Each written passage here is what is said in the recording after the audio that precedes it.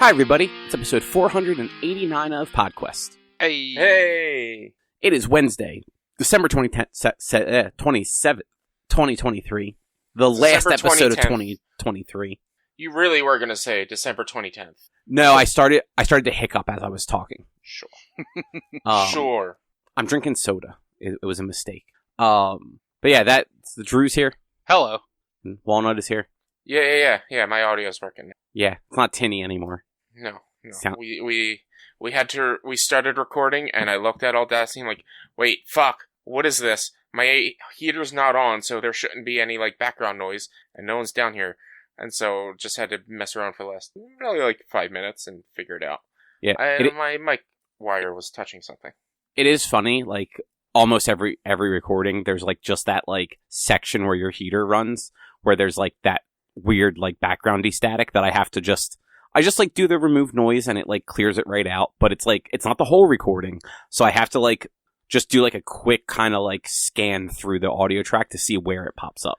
When I moved to this back corner of the house, I had a feeling that was going to be an issue because literally on the other side of the wall is my heater and is my HVAC unit. So I knew it was going to be pretty loud because I have a vent right above me. And so you hear everything. But, this corner works better for the layout of my house. So, and I like it because I can actually have, a background and not just have people walking through it all. So it's nice. Yeah, and look, it does not interfere with the actual audio. Like I said, it's very easy to remove that because it's consistent when it does happen. Yeah. It's not clicks and, banging in the background and stuff like that can be a little more complicated to actually get a filter to remove. Mm-hmm. That stuff, it's just small little sample of it, run it across just the bit that has that noise, and it's gone. And it's never much of the audio, so it takes 10 seconds at most. Yeah, it's just funny. You can tell if it's cold or not based on if you have your heater on. Yeah, sure. But yeah, how you guys doing though? It's good holiday and everything. Yeah, it was nice. My parents got me an UPS. A what? A UPS. Oh, okay.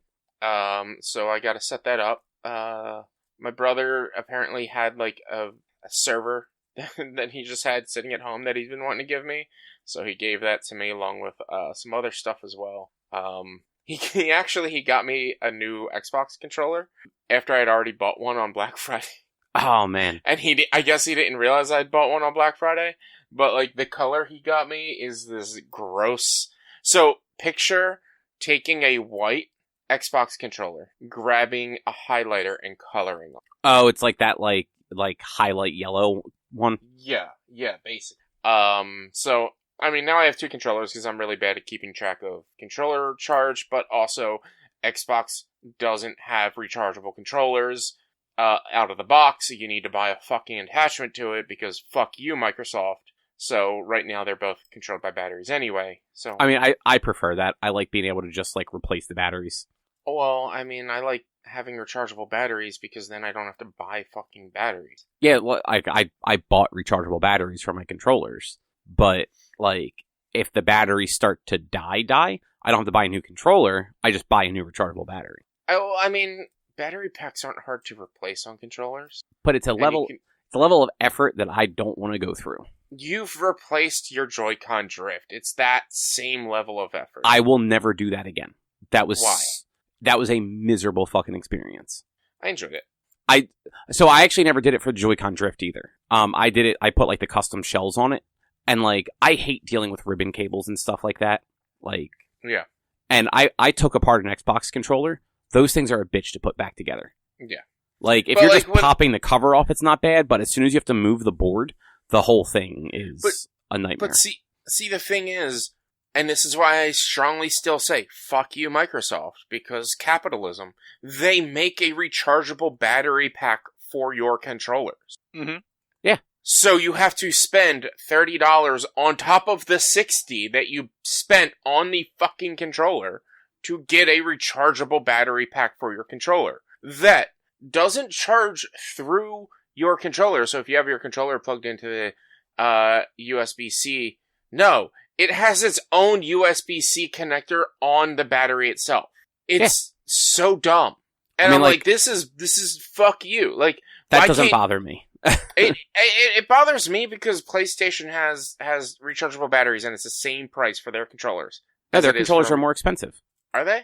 Yeah, they're like $80, 70 or 80. Yeah, but they're like forever on. I don't know. Amazon right now they're 70. $74.99 through PlayStation. But like, I also didn't buy the Microsoft branded rechargeable batteries. I bought $10 rechargeable batteries, and they were so great. a core through Amazon, a Xbox Core wireless gaming controller, just carbon black, is $54. It's $40 for the same color controller that I have, but that's Xbox One, which they're basically the same controller. Like, did they actually release a new controller for the Series S and X? Yes. So my controller, it has a flat button and not a rounded like X button. The D-pad is all connected around, like even the middles are connected, and it's not like a flat. It's not like just a plus sign. It's like a rounded on button. The Series one. On the one that I have, the core, on both of them that I have, which is so it's not the Series XS wireless. Oh yeah, look at that. I see what you mean with the D-pad, because I have an Xbox One controller on the shelf next to me, and it's got the T D-pad, like the middles aren't connected. I never noticed that on the controllers because I've never had them side by side. So looking at Walmart, $54 plus $30-ish for the Microsoft branded wireless thing. So it's more expensive to have in my opinion, proper controller through Microsoft than it is to have a proper controller. It's like $10 more. To each their own. Bullshit. I like having the ability to just pop batteries out. But Microsoft can still do that, but sell their controllers with a fucking battery pack, and just be like, here, just plug it in. Like, that's what they're doing with this. Is like you have to buy a separate battery pack for a rechargeable battery pack. Why not just sell me a controller for $70 with a rechargeable battery pack in there that you just connect to your controller? Because then they'll lose money. Fuck you, Microsoft. I mean, that's all companies, though. All companies want to make money. But PlayStation doesn't do it. No, they just charge $70 for the controller. And so are they losing money? Microsoft charges $80 for fucking Joy-Cons, or I'm sorry, Nintendo charges $80 for Joy-Cons, and those things fucking suck. I still can't believe that the Joy-Cons are more It is. I've only ever bought one set of Joy-Cons, and that was when the game first launched. So I can't believe that Joy-Cons are more expensive than the DualSense. Like, the DualSense at like 70 or 80, like, that controller does have a lot of like cool technology in it. I don't need any of that technology in my controller, but like, it's cool technology. The Joy-Cons are fucking garbage. I mean, they should at least have definitely lowered the cost because of all the issues with drift and the fact that they can't actually fix it, so they just fix it every time it happens for free. Yeah, but like, then you have to buy a second set if you want to use your Switch in the 8 weeks it takes to like get them repaired. Yeah. Or fix it yourself and void the warranty and have to always fix them yourself. Yeah, which the only reason I fixed mine myself was because I had stickers on it and I didn't want to run the risk of... Yeah, no, I mean, that's totally valid. I just, having taken apart one set of Joy-Cons and one Xbox controller, I have no desire to ever do that again. But a Pro controller, a Switch Pro controller is $70. It's got a built-in battery pack. Like that battery lasts fucking like shit, though. Like, I don't know what battery they use compared to PlayStation. Like, that PlayStation controller lasts a pretty good time for like all the stupid shit it has into it. My Pro controller doesn't fucking hold a charge for anything. It never has. Good thing we're bringing that up. Yeah, like, I don't care about the features in the DualSense, but like, I like the DualSense. Like, it's a neat controller. It feels good to use. And like, the battery lasts a decent amount of time. It's nothing staggering, but like, it lasts. The fucking Pro controller, like, that thing dies just sitting there not being used. Yeah. And at least, so I think the reason I like being able to just use my own batteries is the rechargeable battery pack that I have for my Xbox controller lasts longer than the other two controllers, by far. Like, my PlayStation controller just dies not being used. My Xbox controller doesn't. Yeah. I mean, most things that are rechargeable, if you're not using them, the battery is still dying. Exactly. But, like, the rechargeable, just, like, AA batteries I have for my Xbox controller, they don't drain as fast as the other ones. Like, they just kind of keep going. But how do you do you have, like, a rechargeable base or something like that? Or, like... Yeah, and I literally have... the thing I bought came with two sets of batteries that are, like... It is, like, 1, 2... It's hard to... Like, I'm not explaining this well. It's 2 batteries, like, put together. Like, 2 AA batteries, so it fits in a spot for AA batteries. And, yeah, it just has has, like, a little dock. I can charge 2 at a time. It came with 2. So, like, I use one, the other one is not in a controller, and it's just charged. Mm-hmm. And then, like, if it dies, I pop that out, put the charged one in, and then charge the other one. Yeah. Man. Fucking technology. I hate it. I hate video games. Well, you better stop playing them. You're banned from video games. I'm trying to make a career about video games, so I can't stop playing them. Well, you can't hate them if you're trying to make a career of them. You can hate them, but still make a career of them. Anyway, Rich, what's on the agenda? Not a lot. We watched Gremlins. Cobb played Super Mario RPG. And, we're gonna talk about this year in general and just, like, reminisce about this year because, it's a slow news week, it's a slow week in general, and Christmas, took a lot of time from people to be able to do stuff. It's been a busy week. We could also, because I haven't discussed, we could also talk about my playthrough of The Long Dark, having had now been over for 2 weeks. We could. If but we have time, after the best and worst of, we can, or maybe I can slide that in as like a capper to the best and worst, or the 2023 year in review. That's how we'll do it. If we have time, I'll slip it in as a capper to the year in review. Okay, sounds like a plan. So what did you guys think of Gremlins? I want to know Drew's opinion on Gremlins. He hates because y'all know my opinion. Not y'all as in the listeners, but you two know my opinion on the movie. I want to know what Drew thought of the movie. I didn't particularly care for it. It's in the grouping of the vast majority of movies where I don't really care for it, but if you told me you like it, I could see it. I didn't though. So why not? So basically all movies. Yeah, so like I said, the vast majority of movies. What is it that you didn't like about the movie? Basically everything. Eating after midnight. Yes. That just pulled you right the fuck out of it. Immediately out of it. When is after midnight? All time is after midnight. What time can you start feeding them? Stop being so literal. Listen. If I told you come over after work, what time you gonna come over? Fucking, I don't know. Sometime after work. 3 a.m. Yeah. But if you come over at 3 a.m. when I told you to come over after work, you're thinking too. You're being too logical about the definition of after something. Like I said, after midnight sounds ominous for a reason. It's supposed to make it sound ominous. But the general idea is don't feed them late at night before dawn. But it doesn't sound as ominous as after midnight. That's the idea. Like, don't feed them at night is really what it should be. But at night is also very broad because it's fucking because you can feed them at 11:30 p.m. Like that's what the kid does. He thinks it's like 11 o'clock, gets them some chicken wings, and then finds out that they unplugged the clock, and it was actually potentially after midnight, and he just didn't know it. Yeah. Mm-hmm.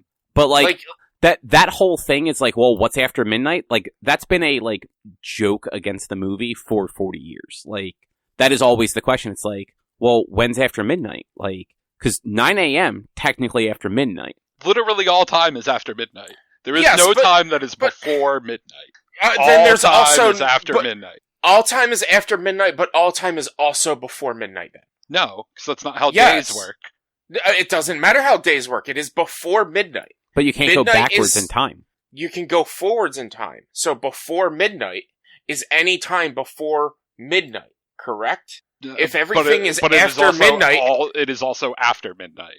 But it's also before midnight. It's Schrodinger's cat. Before doesn't exist in time. Before does exist. Right now, it's before 7 o'clock. Time is a linear, like... Time is fake! No, time is real. Time is a construct, okay? Midnight does not... Like, the definite... If I'm gonna be 100% honest. No, I super fucking did not care about that. It's 100% a joke. Like, it's nonsensical, because, like, what is after midnight? But also, who's is after midnight? Who's midnight? No, yes, exactly. Also, who's midnight? What, like, midnight where? What, like... But my question is, why does it matter? Like, why is it that and I'm not saying you specifically, Drew, but just in general, like, Cobb, you said it's been a joke around the community of the movies, but in general, like, why is it when you hear, don't feed them after midnight, why is it that your brain goes, well, what's after midnight mean? Because words matter. Things matter.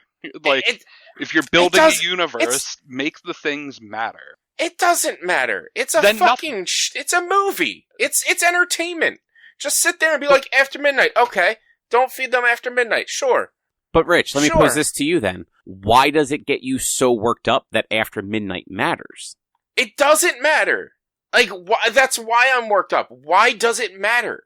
It does not matter. It's fake. It's fake. It does not matter. Why do people have such... Why is it the term after midnight such a point of contention? Because people like looking for holes in movies. Like, that is a thing that people enjoy doing. And this is one of those things where, like, it's not really a hole, it's a poorly worded, like, limitation to the thing. Right. So, like, people are just like, well, like, when can they feed them then? Like, is it okay to feed them at this time? Like, no one really cares. Like Drew said, like, it's a joke. Like, people make fun of it for being so just broad in their like, rules. I guess, I don't know, I'm not thinking so linear when it comes to the question of, well, midnight is after midnight is every time. I'm just thinking, oh, don't feed them after midnight. Once midnight hits, don't feed them until dawn. Don't feed them until the sun comes out. They can't be out in the sun, but don't feed them until the sun comes out. I mean, then, you know, like, they could have just said that. But it's ominous to say don't feed them after midnight. It's just as ominous to say don't feed them before dawn. But it's still just as ambiguous, because then it's like, they can be fed between midnight and, like, 6 a.m., let's say. And, like, that doesn't sound ominous or cool. But, like, just saying after midnight, it's very cut and dry. It's not clear what the full scope and limitations are, but it is very clear. It's like, after 12 a.m., don't feed them. My complaint still, how do they know time zones? Like, because I don't know where this one this one they never tell you where it takes place.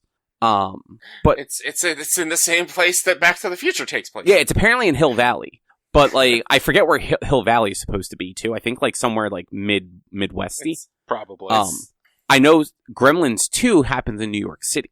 And, you know, they just kind of adhere to whatever their local time zone is.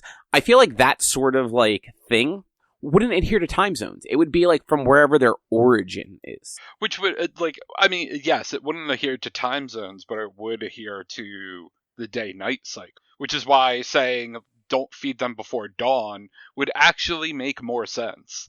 Like, it's not because to your point, Richie, time is construct. Day night isn't. Yeah, I think the other issue with that is, though, when do you have to stop feeding them? According to Wiki, Kingston Falls is in Pennsylvania. Really? Yes, sure. Okay. Which makes sense because, like, they go to New York and, like, he doesn't move to New York. I don't think. I think he's there for an interview or something. No, him and Phoebe Cates are living in New York City.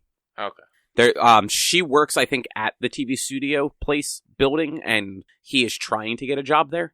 It's been a while since I saw the sequel, but here's a bigger actual plot hole that actually makes more sense that I'm annoyed with. When all the gremlins go outside at night, once they've changed, snow is notably something that would make you wet. Snow melts. Yeah. There should have been even more gremlins. I mean, yes, but also as he was climbing, like, it's a level of suspension of disbelief when it comes to stuff like that, because he was climbing at the very end of the movie when they're getting ready to fight, or when they're fighting in the greenhouse, he's climbing a well, or a fountain, that's spraying water onto him, but he doesn't start to multiply until he puts his finger inside of the well. Yeah, actually, yes. We don't know the actual rules for the Gremlins. We just know the rules for the Mogwais. How much water consists of them getting wet. Oh yeah, it's like a single drop of water causes them to at least multiply once. Yeah, like when I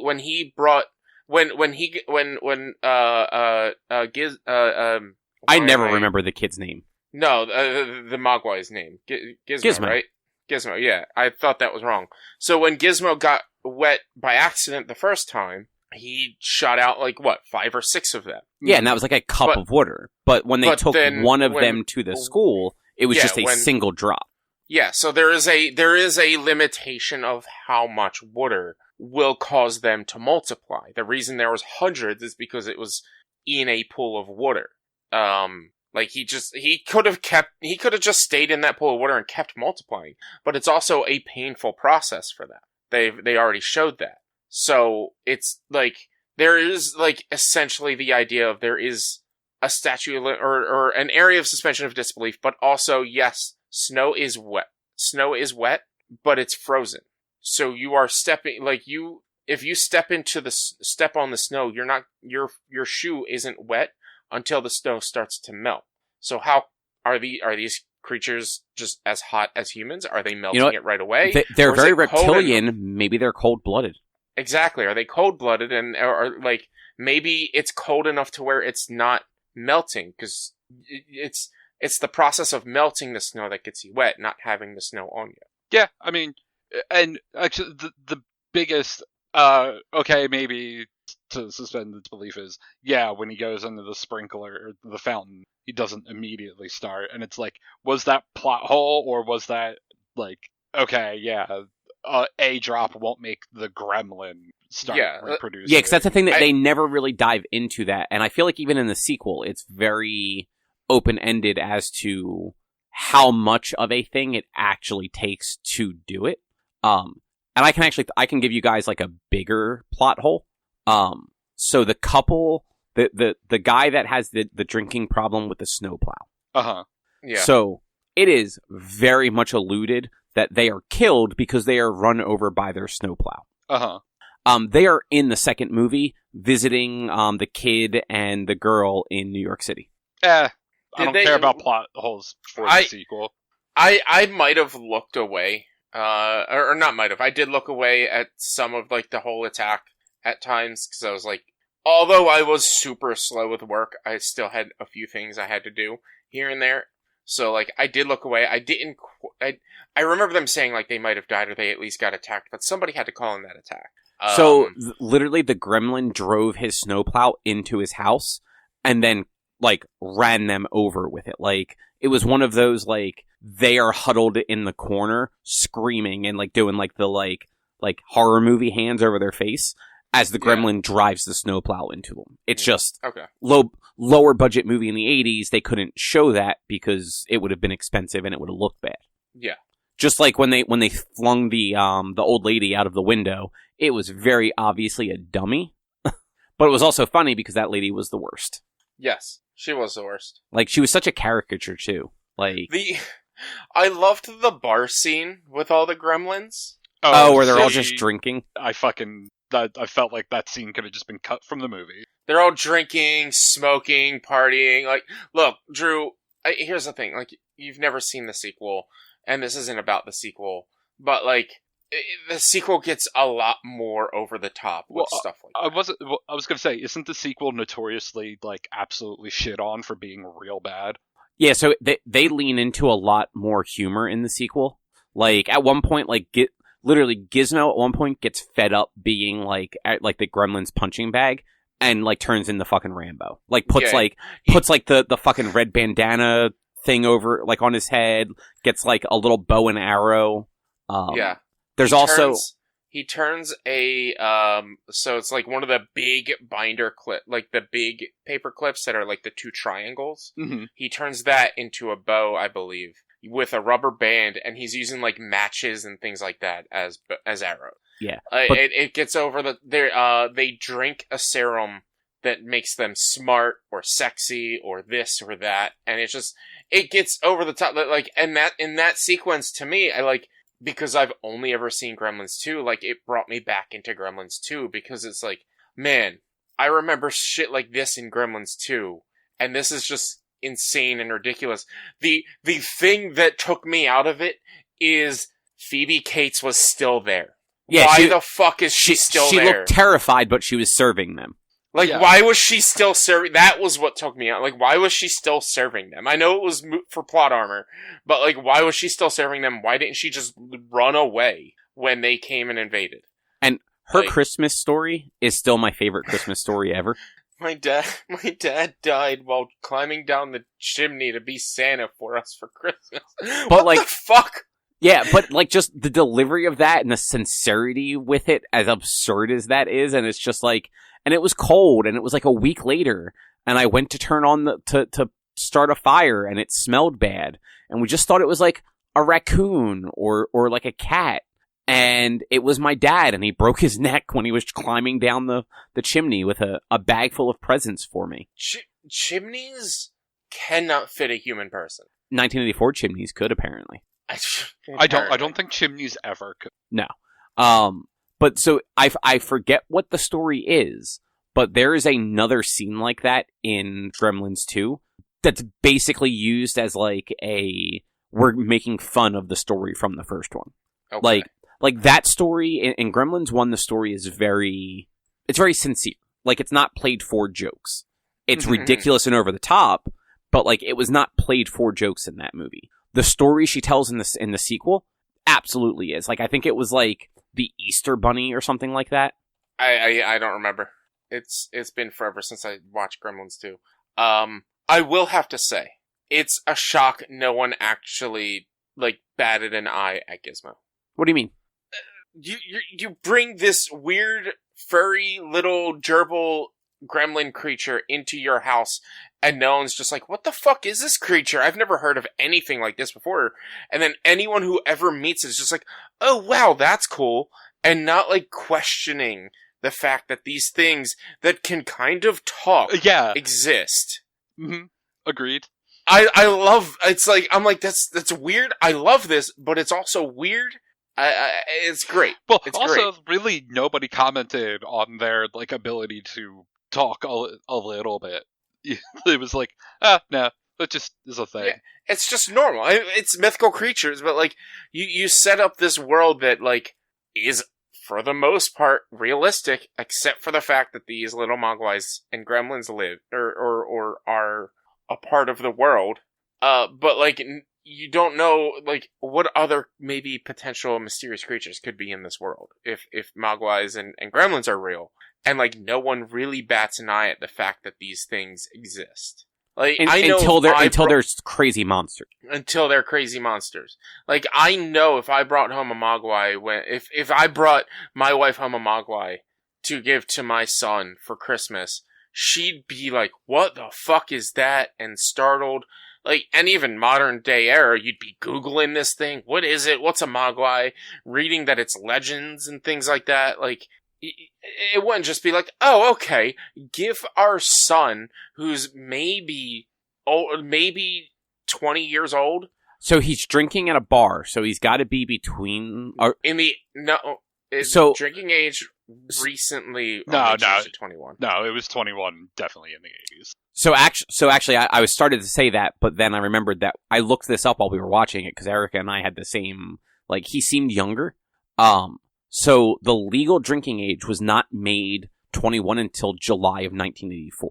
This movie is based in 1984, which means it may have come out, like it may have been filmed, and most likely was, before that legislation went into place. Yeah, so like Pennsylvania is one of 11 states where drinking age has been 21 since... Oh, Pennsylvania is one of the 11 states where it's been 21 since 1930s. So okay, so he's got to be at least 21. Got to be at least 21. But like, yeah, that's one thing that always like, with that 70s show, I always questioned it. Like, because the kids were always able to buy beer at one point, and it's like, oh, the drinking age was 18 in the 70s in Wisconsin. Right. Okay, that makes sense. Yeah, I wasn't even thinking about that.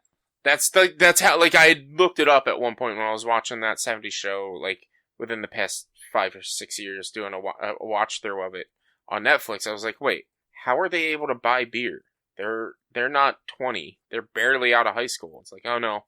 It's fairly, at this point, not as recent as it was back then, but it's fairly recent that it was changed. Yeah, knowing that this is a movie, even if they claim that that it's set in Pennsylvania, that doesn't mean that the writer and director thought anything about what local state laws were. So, like, it could still be 18 to 21 is what is his age range. Yeah, this movie was filmed in the Universal backlot. They did not do research on the actual drinking age of Pennsylvania. They just were like, okay, the country, everyone can drink at 18. So he's a high school graduate, but he's probably not much older than 21 or 22. Exactly. But yeah, I love this movie, but like, it's been it's not a new movie for me. Like, I've been watching it since I was a kid. I even like the sequel. Like, the sequel is stupid, but I have fun with it. Yeah, this is one of the movies that I've never seen, but I've always watched every time it came on, the sequel. And I love the sequel. I love New Batch, right? That's what it's called, I think, New Batch. Yep. I love it. It might be bad or whatever, but I love it. It brings me back to my childhood. It brings me back to nostalgia. It's this, and like we mentioned this last week or 2 weeks ago when we were talking about it, this and Short Circuit 1 are two movies that I've seen the sequel millions of times, but never saw the original. And you don't want to rewatch the Short Circuit movies now. Look, here's the thing. Here's how, it's not cool that they brown-faced him, but at the same time, if you're going to watch the movie, you're going to watch the movie. I'm not going to be mad at you to watch Short Circuit. Well, yes, but it's just, you got it. It's how do they put it on Pete Holmes' podcast? Controversy noted is pretty. If you're gonna talk about a controversy noted, they brown faced a white dude. That sucks, and I'm sorry they did that. It was a different time, but it wasn't a different time because it's never been acceptable. But I enjoy that movie, even understanding what they did, because it's something I used to watch as a kid. When was the last time you saw either of them, though? As a kid. Okay, so you don't know that you still enjoy it, then? I'm still I will at least enjoy, for the same reason that, like, I had a lot of fun watching Gremlins, I will enjoy Short Circuit 2, at least enough because of nostalgia. Like, I understand, and I will admit, like, none of these movies are notably good movies, but they're products of the 80s. Like, a lot of those movies weren't necessarily that good. Except for Gremlins. Gremlins, masterpiece. No. No, it's not, but it's like, you have to acknowledge, at least with Gremlins, I don't know, like, really the writer, director, whatever, of Short Circuit movies, like, this is a Spielberg film, and, like, he did a Phone Home reference, he did a E.T. reference, and, like, Spielberg knows what he's doing. Gremlins isn't a Spielberg movie. This is a Spielberg movie. No, it's an Amblin Entertainment movie. I saw Steven Spielberg on there somewhere. So that's because Steven Spielberg owns Amblin Entertainment. That's his production company. Chris Columbus is the writer, and Joe Dante is the director. Chris Columbus is the guy that directed the first two Harry Potter movies, or first two, first two, and Home Alone. He also directed Home Alone. Could have swore it said that he had more than just owning the company. Well, he is it's his production company, so he was a producer on it. Oh, Howie Mandel was Gizmo. Oh, huh. He did the voice of Gizmo, apparently. Interesting. I mean, like, the voice, like the sound effects more than anything, right? Yeah, pretty much. Because there's just, he has that one actual word at the end. Yeah. For some reason I feel like I knew that Howie Mandel was that, and I've just totally forgot. Also, Corey Feldman as the random little kid. Yep. The little kid that just happened to be friends with Billy. Yeah. like yeah. The 13-year-old friends with the 20-ish-year-old. Yeah. Like, oh, interesting. Weird. But we have to talk about the most important thing, guys. And I brought it up to you. Why was there a brain just sitting on the table? We don't know what kind of brain it was. But it was still a brain. Just They had had to set up that it was a science classroom. Exactly. I was just like, that was the first thing I saw when that scene started.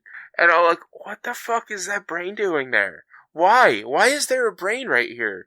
What is going on with this? Because there's no other way to know that man is qualified to study a Mogwai. He's not. There's no way to know he's qualified to study science unless there's a brain in his room. Exactly. And then, like, I'm trying to just figure out, this is the day before Christmas break. No, they're, like, working on Christmas Eve, actually. Like, they're in school on Christmas Eve. I don't know what school is ever open on Christmas Eve. But they're in school on Christmas Eve, and they're watching, like, a medical documentary or some shit where they're, like, doing heart surgery or something. I don't know. And they were, like 13-year-olds, too. They were not, like, high school kids. Yeah, that's preschool. Or not preschool. What's that called? Middle school. But, like, they could have been older. Like, they could have been 14. They could have been in high school. They didn't look like high school kids. 13 to 18 is high school age, or high school era. But I didn't really pay attention to how old the kids were. It's just the one kid that was in the classroom. Well, that's the thing. Like, Corey Feldman was there, and he's like 13 in this movie. Yeah. But yeah, I had a lot of fun watching this movie.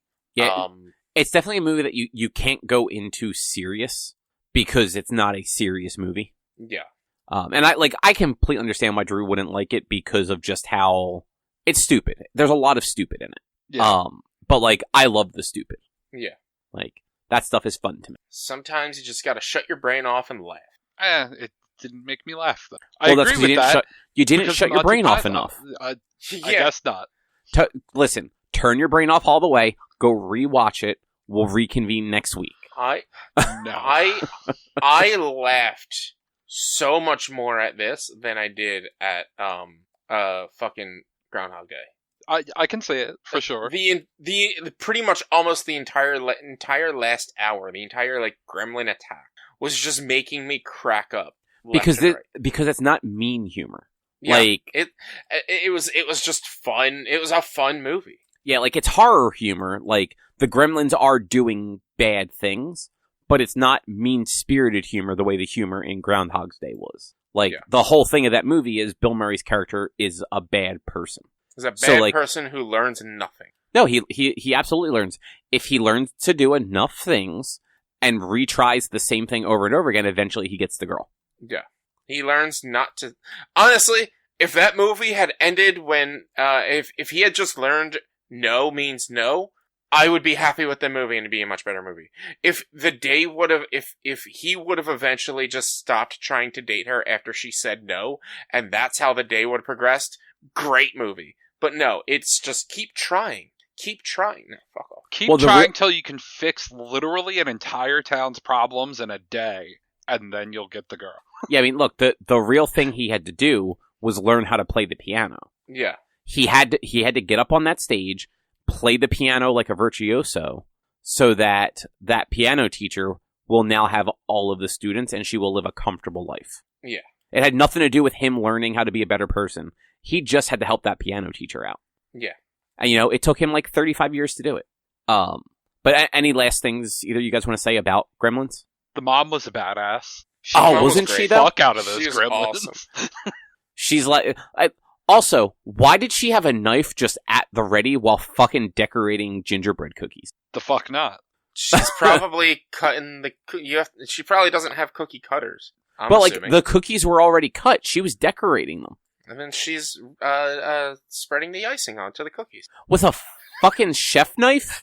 The dad took all the other knives for his stupid inventions. I mean, that's entirely possible. Dude, those inventions were so stupid. But, like, in, like, the best way. Like, I love They were 80s fantasy inventions. Yeah. 100%. Like, these are inventions you're gonna see in... Yeah. Like, it's what you see in 80s movies when they're trying to invent the new thing and all... Like, if you watch Honey, I Shrunk the Kids, you'll see inventions like that. If you watch Back to the Future, you'll see inventions out. Like, it's just 80s inventions. No, but I don't mean that. I mean, like, how badly they worked. Like, the smokeless ashtray was just billowing smoke. It's like, no cigarette creates that much smoke. Yeah. Or the juicer that exploded, and it exploded with way more than a single orange would have produced. The coffee machine that sprayed oil. Yeah. Yeah, like, just, everything was, like, just a little too, like, over the top wild in, like, a fun way. Yeah. But yeah, the mom was good. She did not give any fucks. She went right after those guys. Mm-hmm. Yeah. But so I got Super Mario RPG, the remake. Yes. How is it? It's on my list of things that I want. It's really good. All right, good. It like the only thing they really did was like a visual overhaul. At least to my memory, like it's been a very long time since I played any of the original Mario RPG. But like what I remember of that game, like it feels like that. Okay. I'm about 2 hours in. Like I just started it today. So I'm to like the second city that you get to. So I have Mallow. I have I talked to his grandfather. We found out about Mallow, and the grandfather's like, "All right, you should go to this next place. That they're the next place that needs help." And you go through like the sewers, and you fight the dog. And I'm like just past that section. Okay. And yeah, like the music is wonderful because it's got like remixes on like all the classic Mario themes. Mm-hmm. So like, you know, it's not quite as remixed as newer Mario games do. Like when you play Mario Wonder, like you can hear like the classic Mario theme in there, but it's not just that. It's got like other stuff built on top of it. These are just very reminiscent of them, just like a little different. And even when Shy Guys, like one of the moves they can do is like a lullaby. They play the Yoshi's Island theme to put you to sleep. Okay. But it's like a slower one that's more like belly, like church bell sort of bells. So yeah, but music's really good. Graphically it looks fantastic. Like it's a very pretty game. Without being too much. Like I didn't really care for the graphics in Mario Wonder. But like this one managed to update the graphics, but still keep kind of the charm that like the original would have had. Mm-hmm. And it's got some of the silly humor still, like the opening where you go and take on like Bowser, and he jumps onto the chandelier, or he's already on the top of the chandelier with Peach, and like Mario's like on the ground jumping, trying to like reach Peach. And then all of a sudden, he's just able to jump all the way up onto the chandelier once it, like, pans up. And then once those are both falling, they both fall for, like, minutes, even though they were close enough to the ground before that Mario just hopped up there. Mm-hmm. Yeah. Like, I definitely see now, because it's been so long since I've really seen these games, how Mario RPG transitioned into, like, the Paper Mario games. Like, I see where that humor that they kind of built into those games, like, originate. Okay. But yeah, like, it's turn-based combat. It's still very much that. It's got, like, I don't know, do you remember the original very much, Drew? Not, like, just thinking about it, but I'm sure if I played it, a lot of things would be like, oh, yeah, I remember playing this back in the day. Do you remember if the original had, like, interactive combat? Mario, definitely. Like hitting A at the right time will do, like, extra damage? Yeah, like I said, I'm 100% sure I remember Mario, especially the jump attack. Like, if you time it right, he'll do more jumps. I don't remember the other characters, for sure. No, yeah, I'm pretty sure every one of them did. Because, like, I think Mallow's attack winds up doing, like, instead of just one punch, he'll do a 2-hit combo or whatever, or like a Bowser on that. But, like, yeah, kind of remember them all having a little bit. Yeah, and so the jump... So you're thinking of both things. So Mario gets a super jump ability at one point. Right. Uh-huh. That's the one when you use that ability, if you time A right, you can jump more than once and like do extra damage. Right. But then they just have if you time your hit right, it'll do like an extra swing. Okay. And there's nothing like specifically on screen to like show you when to do it exactly. Okay. But like the better timing you have, the better damage you do, and if you hit it perfectly, it will damage nearby enemies as well. Oh, okay, cool. And yeah, and it works defensively too. So if you hit an A press right before an enemy attacks, or right before an attack hits you, if it's like a ranged attack, mm-hmm. You can either lower the damage or negate it entirely. Okay.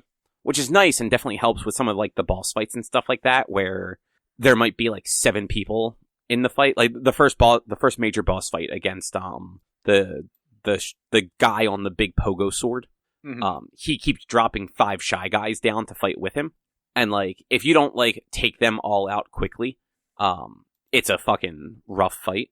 And having Mario being able to hit and then do like that second hit that damages everybody definitely helps kind of clear them out every time. On top of Mallow having magic and having his Thunderbolt spell that actually hits everybody, it made that fight way less stressful than it could have been. But yeah, like 2 hours in, I'm enjoying it a lot. I'm definitely going to play more because I never beat that game as a kid because I never owned it. I like rented it a few times, and I don't think I ever really got further than like the second star that you collect. Because it was one of those, like, I never got to rent the same copy of it twice, so I was always just starting over. Because fucking Nintendo cartridges and their save games being on the cartridge. Mm-hmm. Trying to think, I wrote down a couple notes. I don't know if there was anything else I missed that I haven't yet. The combat does actually get challenging pretty quickly. Mostly because, like, your character's a little squishy, even when you've bought, like, some of the early level armors and things. And they do you can randomly end up in combat with, like, a special enemy, which are just stronger. So they take more hits to take out, and they tend to do more damage. So if you're not really good at the minimizing damage button presses, like, you can get your health knocked down real fast in one of those fights. Especially in certain sections where there are enemies that can do status effects like poison. Mario kept getting poisoned, and it was like 3 to 5 HP every turn, plus whatever damage the enemies were hitting him with. So like I had Mario very low on health a couple of times and had to like finish a fight and then go back to his house to sleep because that's the quickest place to go to sleep. And there is at least like quick travel as you unlock places. Like you can just open the map, and if you've been there, you can like warp back to there. I haven't tried it going to like a like middle of a zone thing. Like I doubt that would work. So if you warp to a zone, you're going to have to start from the beginning and work your way back through it. But none of the areas are super big, so it's not like that would be too time consuming. Mm-hmm. Unless you're like a lower level and you did it like before you cleared it, and you're have to go back through all the shit that was messing your day up already. Right. Leveling up is also pretty slow, and that's not a negative. It's just you get 2 to like 10 XP per fight depending on the enemies. Most just random enemies out in the field, you're getting like 1 in XP per enemy defeated in the fight. Special enemies and like some of the boss fights, you're getting more based on that, but it's nothing crazy. And right now, I think I need close to 100 XP per character to level up.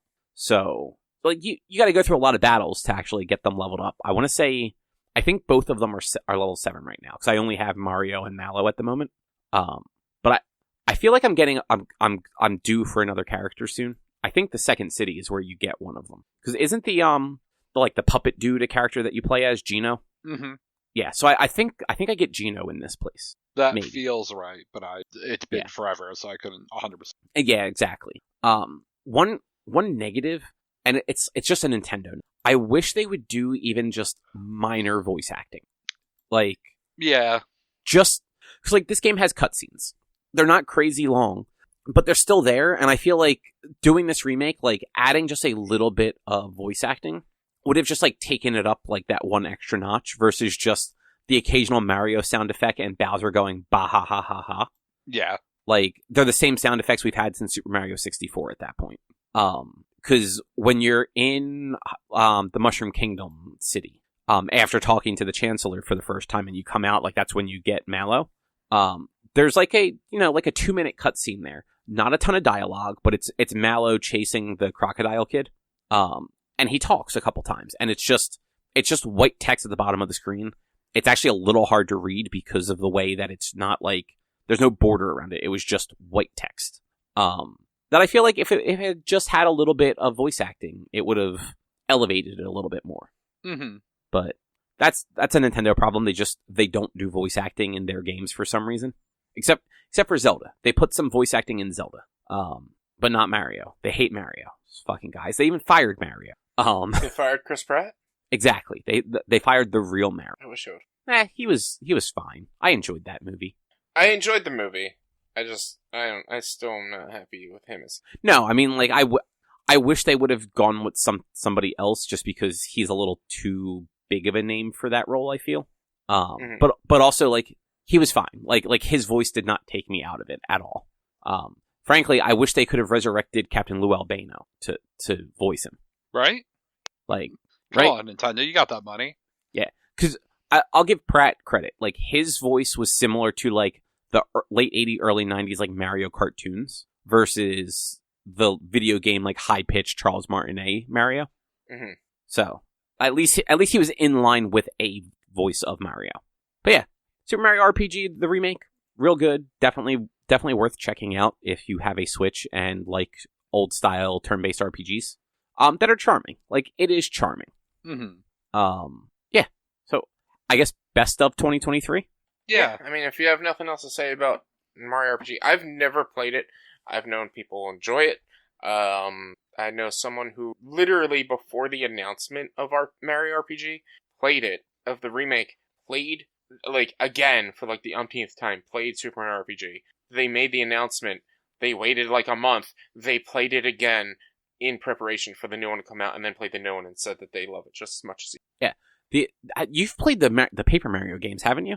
Yeah, I've played almost all of them. Okay, I thought so, but I didn't want to, like... I didn't know if I was, like, misremembering.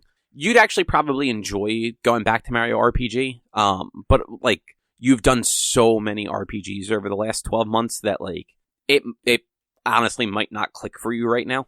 Yeah, it is something that's on my list of games that I want to play and try and get into. I'm just, yeah, like, I'm RPG'd out at the moment, and I have technically only one other RPG to play after the current long-ass fucking atrocity that I'm playing right now is. So, in Mario's, like, benefit, it's much more lighthearted and, like, a fun story versus the very deep ones that you've kind of gotten into. Yeah. Yeah.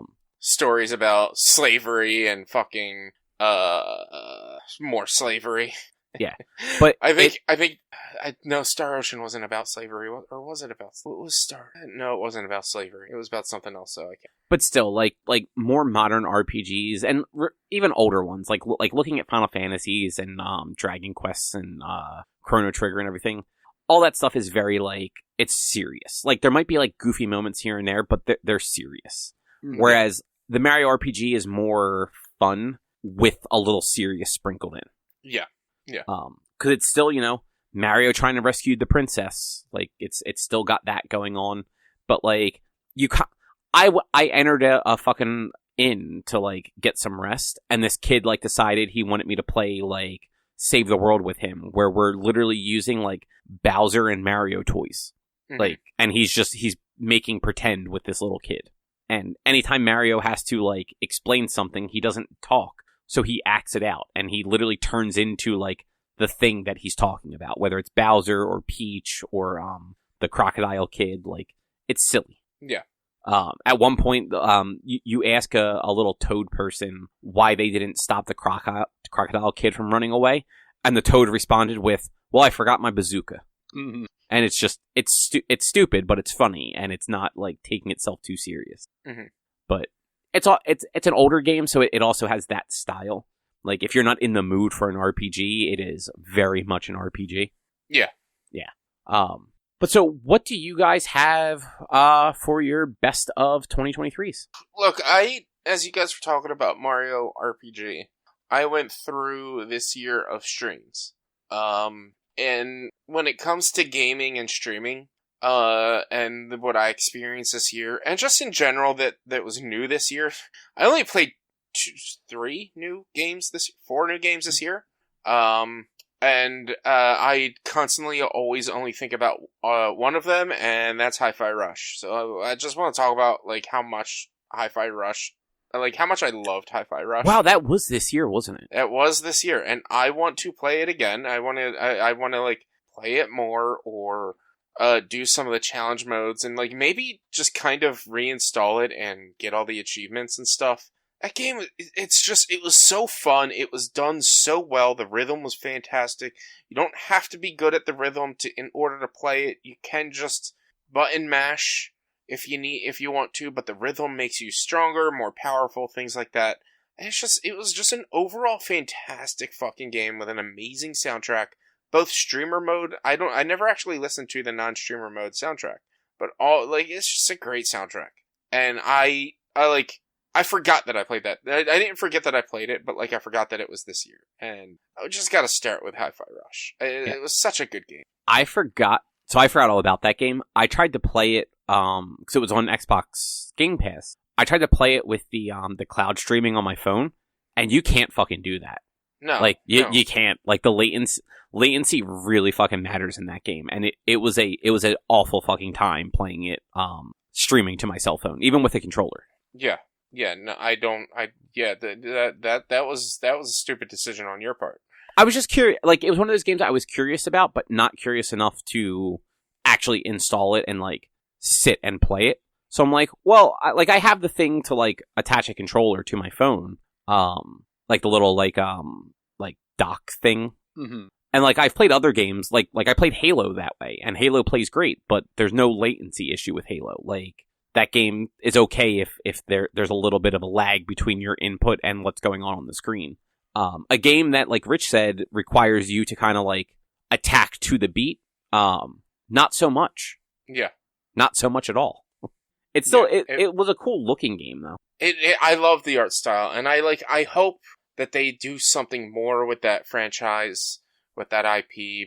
If they can do more titles with it, or expand the story, or honestly make an animated series or anything with that, I would love it so much. But who knows? I haven't heard anything about it in forever, so who knows what they'll actually do with it. But yeah, that was a Tango Gameworks game. I forgot that's who did it. Yeah. It's such a good game, and I love it. I love it so much. It won Best Audio Design at the Game Awards, which I'm not surprised on. And it was nominated for Art Direction, Score, Action Game, and Innovation in Accessibility. So while you haven't heard much about it, it was actually nominated for quite a few things. What won with Art Direction? Please don't tell me Baldur's Gate. Probably Baldur's Gate. That makes me mad because Alan Wake 2. I haven't played Alan Wake 2, so I wouldn't really be able to People really like Alan Wake 2. Yeah. But yeah, actually, Baldur's Gate was not even in art direction. It was Alan Wake 2, Hi-Fi Rush, Tears of the Kingdom, Lies of P, and Mario Wonder. Okay. So, yeah, no Baldur's Gate there. Good. But, yeah, Hi-Fi Rush actually nominated for a lot of awards, so, good on them. Yeah.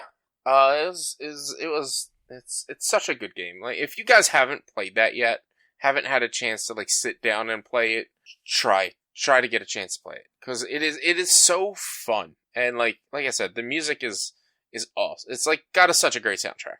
I think the actual soundtrack is all real music, isn't it?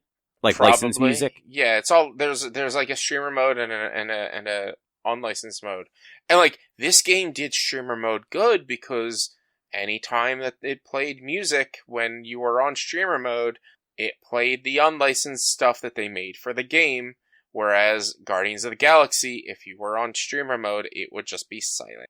Which, yeah, that sucks. Yeah. That was they didn't think about that at all. Yeah. Oh, there's an official Spotify playlist of the songs from the game. Nice. But yeah, so the game included stuff from the Black Keys, Nine Inch Nails, the Flaming Lips, Fiona Apple, Prodigy, the Joy Formidable, Zwan, and a bunch of others. Mm-hmm. So it had a lot of fucking music in it. Yeah. Which, that's cool.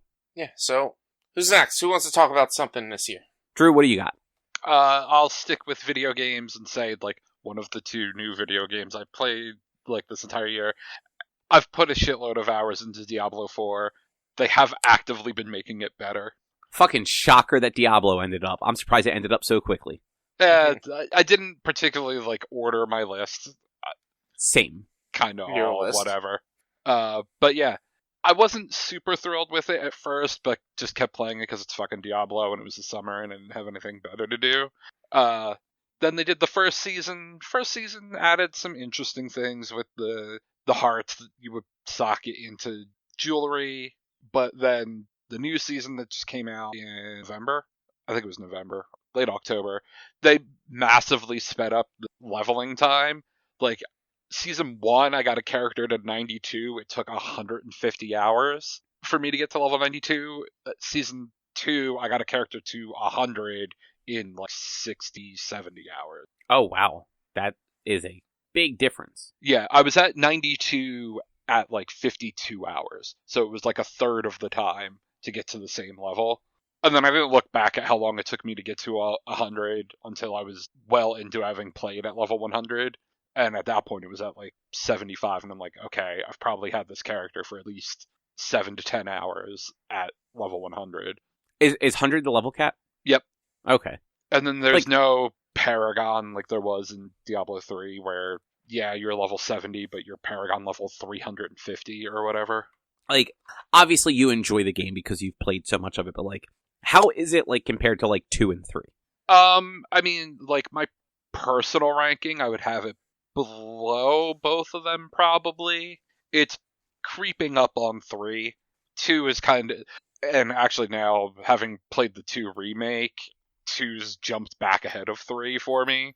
But I'm still not 100% thrilled with them having brought back the skill tree. Diablo 2's skill tree is just better. It makes more sense because the way items work in Diablo 2 versus the way items and skills work in Diablo 2 versus the way items and skills work in Diablo 3 and 4, which is essentially the same, where the skills, all their damage is based off the items you have equipped, and then the items will often have things that slightly change how some of the skills work, where Diablo 2, the skills are the skills, your weapons are your weapons. Yeah, maybe they'll have bonuses to some skills, but no item in Diablo 2 fundamentally change how a skill in Diablo 2 works, whereas items in Diablo 3 and 4 can.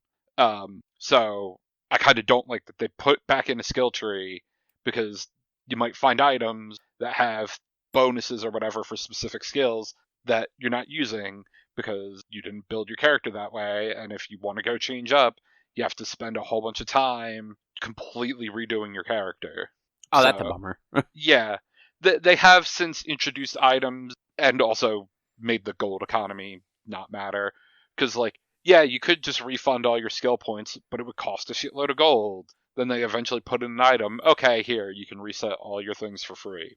But also in Season 2, I have so much gold that I could probably undo all my skill points, reassign everything, undo them all again, respec everything, and still have 100 million gold. Jesus. Whereas Season 1, it was like, oh, alright, yeah, I could maybe respec, but then I'll have no gold, and won't be able to repair my items if they break. But, yeah, so it's very good. They keep making improvements. They announced an expansion for next year that is set in Kurast, which is Act 3 from Diablo 2, so that'll be interesting. Oh, cool.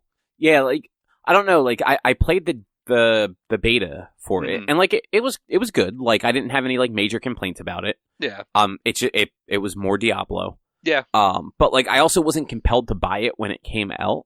Mm-hmm. And like after it came out, you didn't really hear anyone talk about it much after that. Like there's a little bit of chatter right afterwards because it was new, and then it just sort of died off. Whereas I feel like Diablo 3 was 11 years ago now, but people were like talking about that one for a while after it came out. Yeah, although I feel a lot of the early Diablo 3 feedback was, fuck this auction house, it's ruining everything. Oh, yes. Like, it was not good feedback, but there was still chatter about it. Oh, yeah. And this one was just kind of like, it was kind of radio silence after launch. I'm like, oh, like, did they fuck up again and just no one cares? Or... Kinda, a little bit, but... But it also sounds like they're working at it. Yeah. I think in part a lot with Diablo 4... and because I can't fully remember, it was its release window. June. It came out on 6/6/23. So yeah, it was 666 if you multiply it by yeah, 3. Which that was also around the same time, because like Jedi Survivor came out in April. Tears of the Kingdom came out just after that. Like, the release window itself for Diablo 4 was rough for the game because so many other games and so many bigger games came out at or around that time, which is why I think you heard less about than Diablo 2. Yeah, I think it literally was the week before Final Fantasy 16, I think. Yeah. It was like that whole month, like all of June was just loaded with games. I think there was at least a new game every week in June. Yeah, like it definitely was, but like Diablo is much like Final Fantasy, like Diablo is a big name, and it was just odd for it to just kind of come and go so quickly. Yeah, it did fall out of the discourse real fast. It did sell 12 million copies in the first month and a half, though. Okay, so I mean, so it did well at least. It made $600 million in 5 days. Yeah, no, that's a lot of money. That's a lot of games sold. Yeah. Anything else you want to say about Diablo, though? No. Right. I am going to break the video game trend. Motherfucker. Yeah, fuck you guys. Trying to stay on trend. My first one, Adjacent Fest, because it'll probably never happen again. You know, I have it on my list. Like, I was also just going to go concerts in general, but Adjacent was real cool. Yeah, yeah, exactly. I went to a lot of concerts, so did you. But like there was something special about Adjacent. Yeah. I have never, like, there were a bunch of bands that played there that I had never seen before, including, like, Blink-182 and Paramore. And neither of them were bands that I was going to see on their individual tours. Like, Blink because of how expensive tickets were. Like, yeah. I was willing to spend money for a 2-day festival. I was not willing to spend that same amount of money for one 4-hour concert. Right. That was also, like, a 2-hour drive because they didn't have a Philly date at the time. Yep.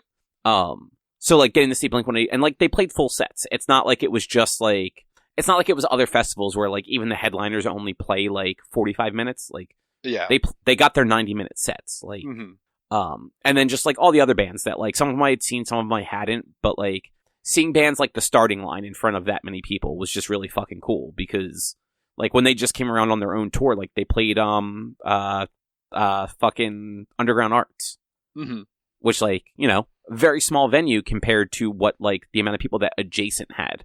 Especially, they played, like, late afternoon, early evening, so, like, the place was fucking packed there. And then, like, getting to see, like, Jersey Calling fucking play on those stages, like, that was really fucking cool. And a bunch of bands that either I knew but hadn't seen, or had seen once or something like that, or even bands that I had just never fucking heard of before that, like, I listened to there for the first time. Yeah. It was 2 days of just, like, a lot of really good music, and, like, the weather was so nice too. Yeah, like, it was such a nice weekend. My only downside was I had the worst fucking headache the first half of Sunday. And I couldn't kick it. But, like, I still enjoyed myself. It was just this, like, my head hurt until probably 3 or 4 o'clock in the afternoon from, like, that morning, like, when we woke up. Because I bought fucking aspirin at one of the hotels, like the hotel casinos. It was like one of those little, like, $6 bottles that you would get at, like, CVS, and it was $20 fucking there. God damn. But I had no choice, and, like, my head hurt that bad. It was just, well, I'm going to spend $20 on this fucking aspirin, and I'm going to try and take it in with me, and we're going to see if they fucking tell me I can't. And if I can't, I'm going to have to throw it away. I'm going to be fucking grumpy about it. But they didn't, and I was able to bring it in, and I threw it in the locker we had, and I took it a couple times throughout the day, and eventually, like, the headache went away, and I was able to enjoy the rest of the afternoon headache-free. That's good. Yeah. And, like, it didn't stop me from enjoying any of the bands, because, like, the weather was so nice that, like, it's not like it was hot, too, and I was like, oh, I'm hot and sweaty and miserable and my head hurts. It's just, my head hurt. But, like, there was a nice breeze, the sun was kind of back and forth. There were places you could get out of the sun, so it was just a really good time. And I'm a little bummed that they don't seem to be doing it again. Yeah. Because, like, I don't know, it seemed to be a success. Yeah, I thought so too. Like, it seemed like there were a shitload of people there. Yeah, tons of people there. Like, I didn't see any, like, super negative feedback after the fact either. Yeah, no, like it wasn't perfect, but it... Like, those things never are, and for the first year, I think they did really well for the first year, like, not knowing, like, what it was going to be like, And I feel like if they could keep doing it and kind of like take feedback that they got, because they send out like those like feedback questionnaires after the fact. Mm-hmm. Like, what do you think we could do better next time? Yeah. And then like there just doesn't seem to be a next time, or maybe they just couldn't book one this year, and maybe it'll be back next year or the year after. But you know, like it reminded me of like the Warp Tour days and stuff like that. Mm-hmm. So yeah, Jason Fest, great fucking time, worth every penny. Yeah, nice. Yeah, Rich. Well, real quick, have you seen the Paramore scuttlebutt that's happened in the last like day? No, They've saw blown up they deleted all their social media and their website. Oh, really? Yeah. I don't think there's any information as to why yet, but yeah, they did that. Like they had some like vague tweet about we'll see what the future holds, and then deleted everything. And I was reading one article, I think it was the Loudwire article, that was saying, well, their record deal, or their deal with whatever record label they were with, just ended or is about to end. And maybe it's just them just scrubbing everything to have done with their record label, and also maybe the label handled their social media before, so they had to, basically. But it's also like, okay, did y'all just break up even though you have like these Taylor Swift dates announced? Yeah, I don't. That's right. They were supposed to open for Taylor on like her European tour, right? It looks like so. Like I just looked, and it's not just like their band stuff either. Like the individual, at least Haley wiped her social media stuff too. Oh, okay. Like her. So it doesn't look like she's used Facebook in years, but like her Instagram was just blank when I clicked on it. So that's I wonder, like, I don't know if anyone else in the band has it. Taylor Twitter? Okay, so, like, Taylor from the band doesn't really use anything, apparently. Like, he's got a Twitter account with 4 posts one from 2018 and the rest of them from, like, March of this year. So, I don't know. That's weird, though. I mean, like, that's not super uncommon for, like, weird, like actors and bands and stuff, like, do that shit where, like, they purge all of their stuff and then it drums up speculation for them to make like an announcement for what they're doing. Mm-hmm. So, because I can't, unless something really bad happened, like I can't imagine like they just like deleted everything and called it quits. When like they're scheduled to go on that European tour next year. I mean, unless they're not like majorly, like unless they were able to buy their way out of the contract to go on that tour. Even then, like I can't see them have like, because it's not like they were just on that tour. Like Hayley Williams is like friends with Taylor Swift. That's why they're doing the tour. Mm-hmm. So it's one of those like I feel like it just seems like one of those like promotional things. At least that's what I'm assuming. I don't know. I think it's like something in the nature of like Drew said. Maybe their contract was up. That or like maybe something terrible happened with the band. Who knows? Like no information has come out yet. They haven't said anything. But yeah, I got wind of that yesterday. Oh shit. Because I do enjoy Paramore. I mean, I haven't really listened to a lot of their new stuff, but like, I like old school Paramore. Their new stuff is very poppy. Like, yeah. There's a couple good songs in there, but like, it's not as good as like Riot and the one right after Riot that I can never remember the name of. Yeah. But yeah, I'm assuming it's all like it's something for like a big announcement because like Haley also wiped her account. Like, if her account was fine and she just hadn't posted on it in a while, I'd be like, okay, yeah, like, something weird's going on with the band. But, like, for both of their things to be wiped, like, there's just going to be some weird, like, cryptic thing going on for a while before they make, like, a big announcement. Because that's what bands and actors and shit do. And it's weird. But, you know, it drums up publicity for them. So, like, yeah. I guess it works. Rich, do you have a number 2? Or just a second thing, I should say? Sure. I'll go with another video game thing that you guys cannot relate to. It's beating for the very first time beating a Monster Hunter with having defeated every monster with Monster Hunter Rise. That was the first time I ever actually defeated the final monster in a Monster Hunter. Really? I've never done it in any of the others. Like, I've never really gotten as far as I have prior to World. Like, I've always gotten to, like, G rank, but I've never really done a lot of endgame stuff. The older Monster Hunters, even now I've tried going back and playing them, they've always been a little bit of a harder sell for me. I couldn't, like, I liked them, but I didn't like them as much as World and Rise. And so, like, yeah, I never actually, like, fully completed a Monster Hunter before Rise and defeating, Primordial Malzeno. And, like, I remember even now the feeling of defeating Primordial Malzeno after failing the mission, 11 times. And I just released a short of all my deaths, and it's just like, it's still like, it is one of the highest points of pride in myself I've ever had in like a long time. Of just like, I stuck to it, I did it finally, and like, it was even to like, I did it solo, queued up for multiplayer, meaning I like handicapped myself by only having just me and my cat, and not both my cat and my dog, not any like other like helpers. It was just a solo playthrough and a solo run set for multiplayer. So like, I handicapped myself and I got this done. And it's just like, it was such a good feeling, such a great achievement for me, because it's like, he was a hard fucking boss, and I've tried to fight him after I beat him and still have kept dying. Like, it ended up being maybe a fluke that I won. Who knows? But you won, that's what's important. Exactly. Like, I did it, and it was just like, it was such a great feeling. Yeah, it was like seeing a Monster Hunter to the end is definitely like up there on my list this year of like achievements and great things that happened this year in general. That's good. I'm glad you beat a Monster Hunter. Yeah. Yeah. Now I have to wait a fucking year and a half for another one. That's not long enough. No, it's too long. Look, I mean, it's not technically not too long, because like Rise and Primordial Malzeno ended in June, actually, June or July. So like, it's like having to wait until 2025 for it to come out.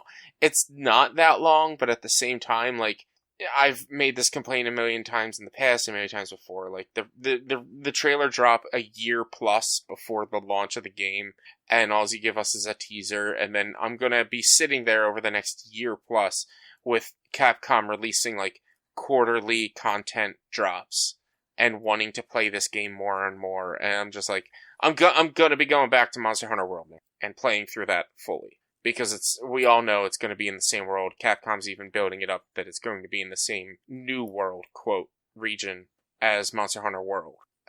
So it's like, yeah, I'm waiting for it, and I'm excited for it, and I can't wait. So like, yeah, Monster Hunter Rise, beating Primordial Malzeno, biggest accomplishment I've achieved in a long time. Nice, good job. Thanks. Drew, what's your second? Like I said, concerts, so I'll go stick on music and go with, like, I'll just lump real quickly 3 albums that came out this year that I thought were super dope. The Surface by Beartooth, Why Would I Watch by Hot Mulligan, and No Joy by Spanish Love Songs. All those albums are fucking great, beginning to end. Listen to them. Go see them live. What was the Hot Mulligan? Why Would I Watch came out early this year, and then No Joy came out in the summer, and The Surface came out October? When the fuck did that? Beats me. October 13th, yeah. Beartooth is good, though. I will confirm that. Spanish Love Songs, amazing. Hot Mulligan, they are also good. Amazing. Let's not go too far now. Number 1 hot new band. 2 out of 3 ain't bad. Also, Blink-182 had that new album, and that was a pretty good album. You know, I haven't listened to that full thing yet. I haven't listened to all of it, but I've listened to a bunch of tracks, and, like, they're good. Like, they're hitting, like, a good, like, this is Blink-182, but also this is, like, a new Blink-182. Mm-hmm. It's better. As much as I love Matt Skiba, it is better than the one they did with him. Like, I don't know. I like Skiba. I just never really liked him in Blink. Yeah. Whereas Rich fucking hates Tom DeLonge, so. I do. Like, his voice is terrible, and I just don't want to listen to it. Man, you can only be so wrong, Rich. I mean, I'm not wrong. It's my opinion. I'm just kidding. Drew, if you had to pick, out of those 3, if you had to pick one, what's the best one? Shit, that's hard. I'll go with The Surface by Beartooth. It's fucking real good. It's the only one of those albums that's made me cry, so I guess that's probably points in its favor. Yeah, that probably does. Actually, have I cried to Betty from Hummel? I did live for sure. I mean, it's a song about his fucking cat dying, so like. Well, that's unfair. Yes. Like that song's just written to make you upset. Yeah, exactly. But yeah, no, we'll go with the Beartooth. Nice. It's real good. Listen to it, people. Yeah, there were, like I said, there were a lot of good albums this year. Mm-hmm. A lot of good albums. Where'd my list go? Here it is. All right, I'll go back to video games. Marvel's Spider-Man 2. I heard it's good. Yeah, it's better than the first one. I have my complaints about it, but they took all of the good stuff about the first one and made it a little bit better. And they took out a lot of the stuff that was, like, not so good. Like, a lot of the, like, some of the missions that, like, side quest missions that were just super tedious aren't in it. You don't have to 100% all of the fucking challenges to 100% the game. Because, like, some of those challenges aren't going to be for everybody. So, like, they make it so you can 100% them and, like get, like, the gold medal for each one. But if you want to just unlock everything, you don't have to. Like, you just have to, like, complete them at least once. Like actually successfully complete them. Which I appreciate, because I hated the fucking Taskmaster and spoiler ones in the first game. And some of the side quests, like the, like, chasing the pigeons and stuff like that, were just, like, they weren't bad, but they were tedious and kind of, like, made the game a little less fun. But, like, they didn't have stuff like that in this one. They didn't even have let me go find all of my fucking backpacks. It was more of a, like, oh, there are spider bots, but we're gonna make it real fucking obvious when you're near one. Like the world actually, glows a little bit when you're near them. So, like, it's not like this weird, it's not like a hunt on the map, because the first game, it's just, here's all the backpacks on the map, just go find them. This was like, alright, here are how many spider bots are in a neighborhood. Like, you're gonna find them just naturally for the most part, because we're gonna make it obvious, especially if it's nighttime. If it's nighttime, you're gonna see the dome expanding and glowing rainbow colors, and then you're gonna come over and you're gonna track it down. And I liked that. Like, that was a better way to do the find things in the world. And then the story, like, I will say that the climax, like, the end of the story didn't hit as hard as the first one did, but the story as a whole was just much better. The biggest complaint is they pushed Miles to the background too much. Like, Miles felt like the better character, but it was still very much a Pete-centric story. Gotcha.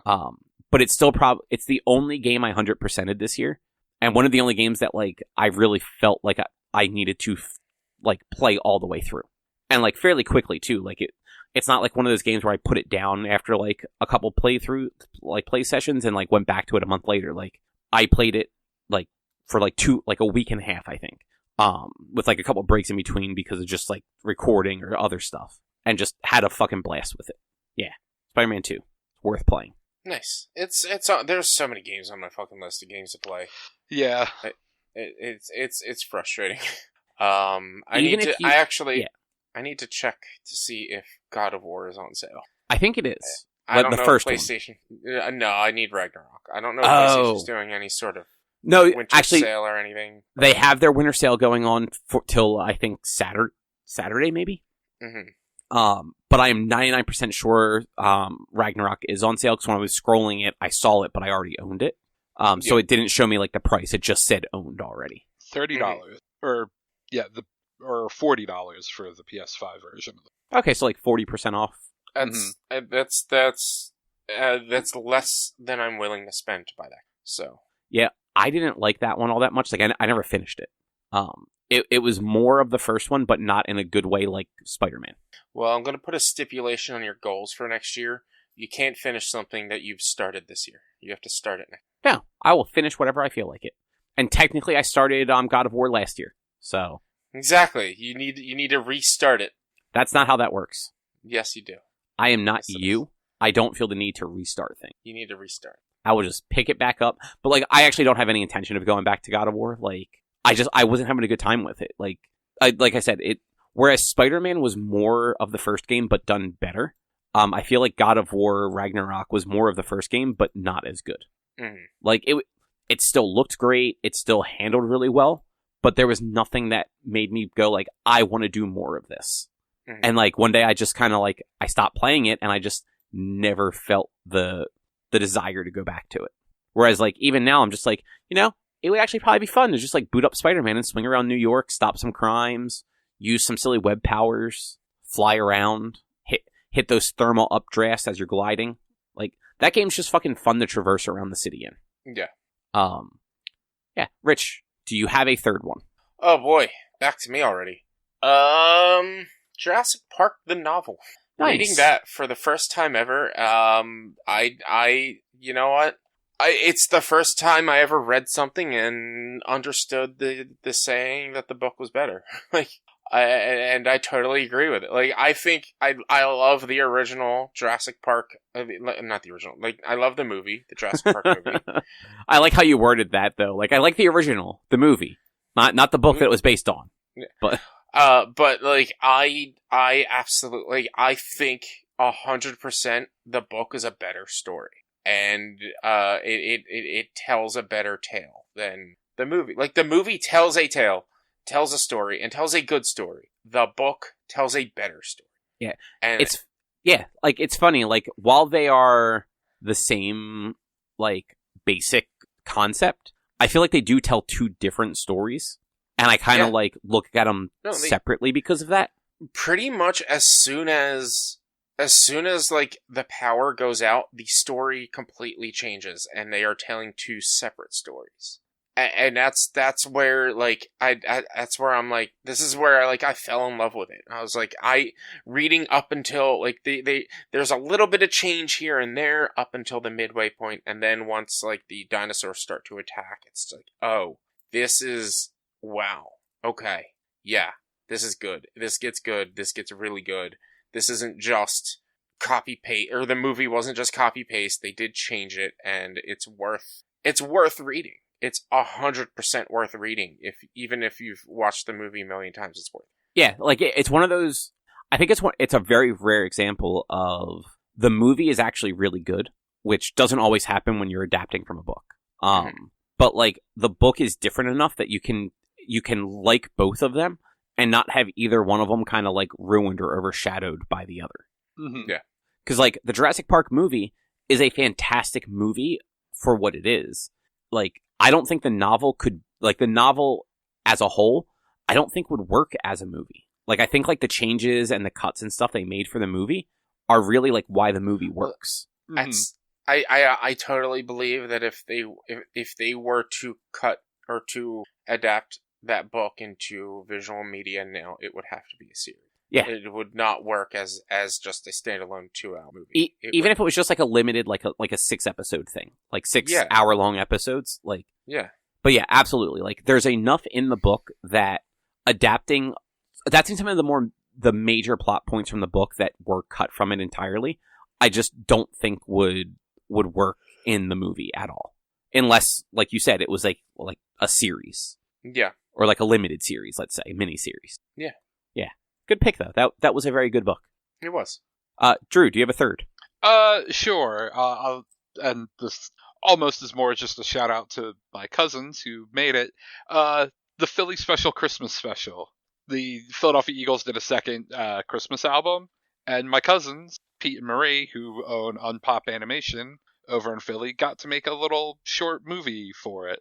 Oh, that's cool. Is that's the thing you shared earlier in the month, right? Yeah, like the full thing came out on Thanksgiving, and then they did a re-edit version for social media. Came out on December 10th, I think. But yeah, my cousins got to make it. And then there's been a bunch of behind the scenes stuff coming out lately, and the most recent one was just focused on Pop and all the animation that they did. But yeah, also it's just it's a real cute little Muppets inspired, also old school Rankin and Bass stop motion animation movies inspired, and it's fun and silly, and the Eagles. Yeah, it's good. I watched it. I really so I didn't watch it, but I remember you sharing it, and I don't know if you mentioned that you were related to people that made it or not, but that I didn't realize that. That's actually really cool. Yeah, no, my cousin Pete. I mean, he's my second cousin or whatever. He's my grandpa's brother's son. Still, but he's 5 years older than me or whatever. But yeah, They made it, and it took them 5 months to make 8.5 minutes. Man, animation's rough. It's fucking stop motion, man. Yeah, like that's even then, like that I feel like that's a quick turnaround. Yeah, I mean, that was also them working like 100+ hour weeks apparently, and like Cool.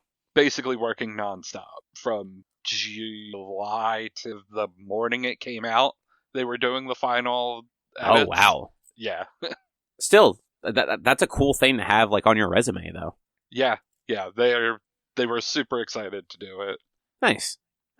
My third, I'm gonna go with a book also. I'm gonna go with the Greenbone Saga. It's actually 3 books. Okay. So these were cheater. You have to use each of them at once. Then I would have too many then. You gotta pick a top 5. This is a top. So it's the series as a whole. Cause like did they all come out? I'm kidding.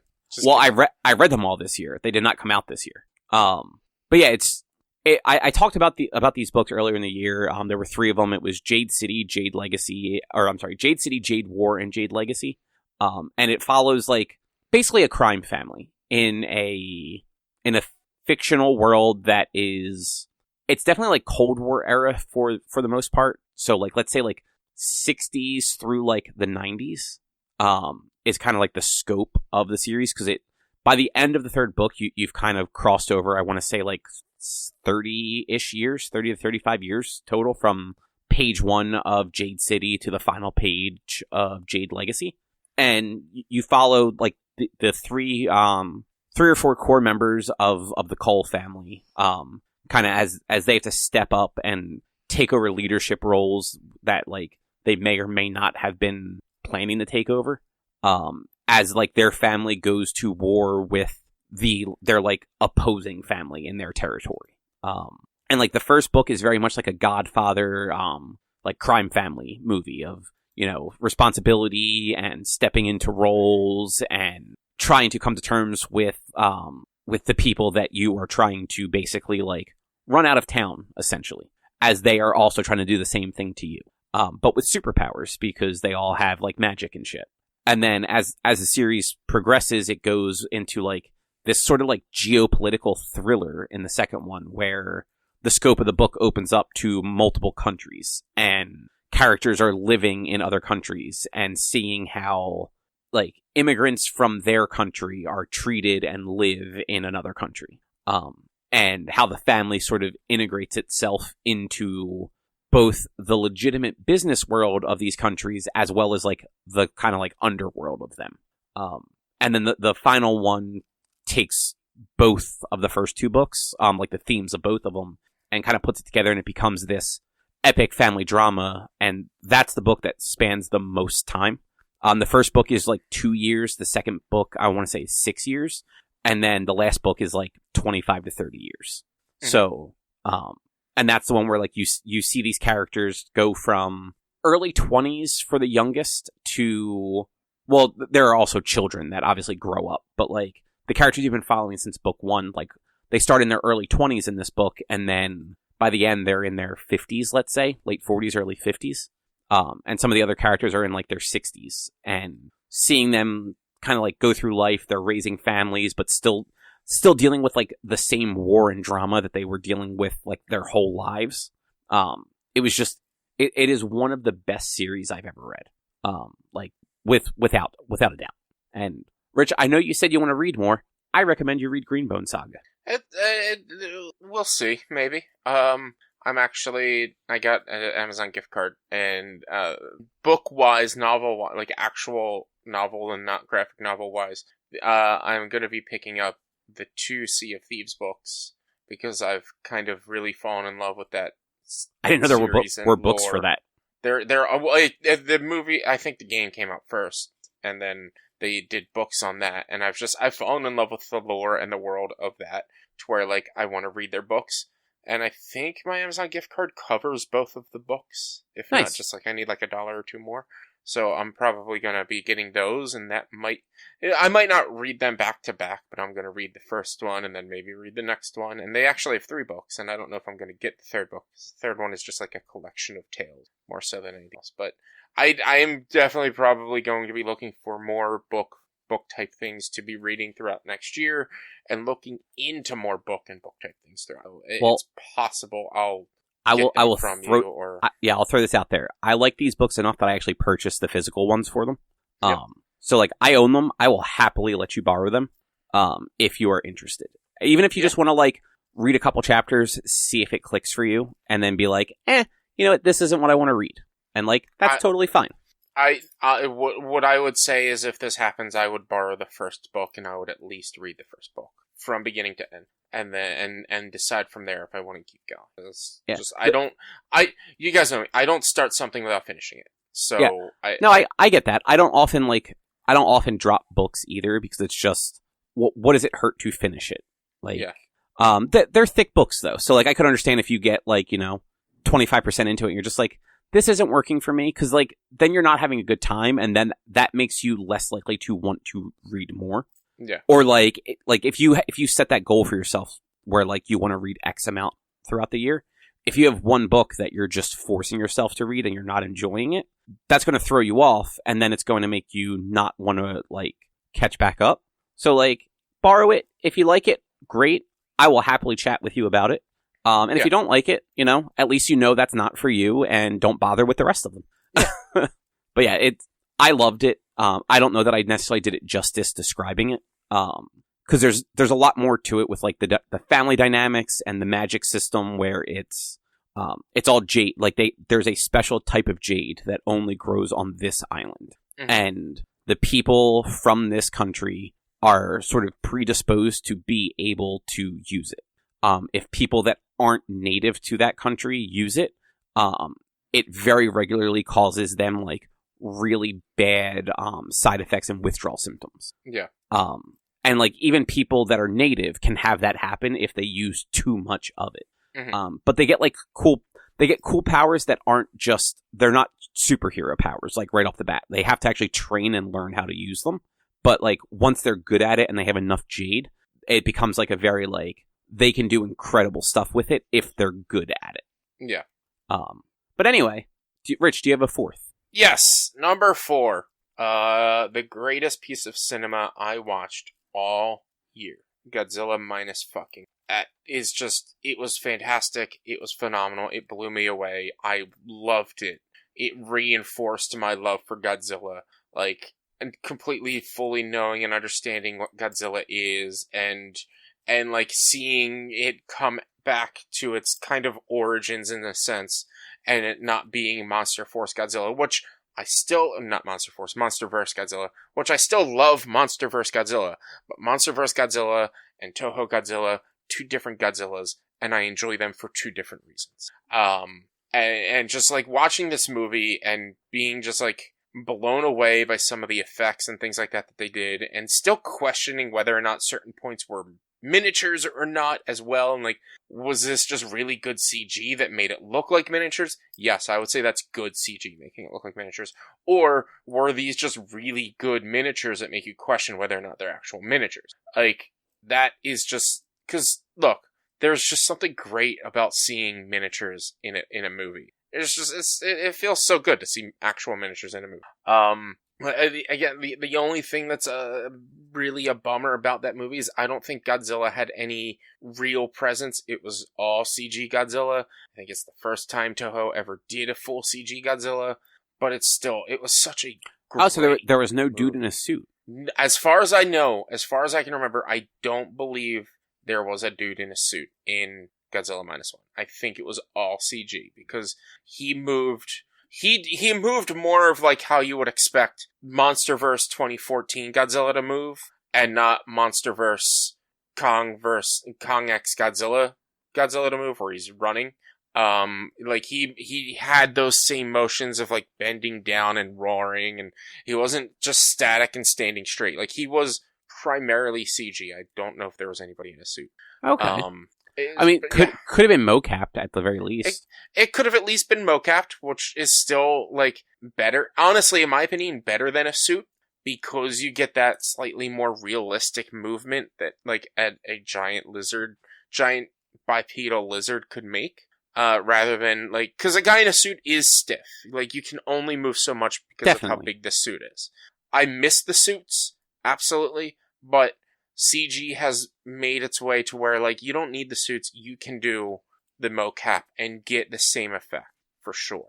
Yeah, it's gonna be Godzilla Minus One. It's just, God. I thought it was out of theaters, I think it's still in theaters, and I'm thinking of texting my brother to see if he's seen it and see if he wants to go see it. Because I don't think he's seen it, and I think he would love it. Yeah, I mean, go see it again if you can, right?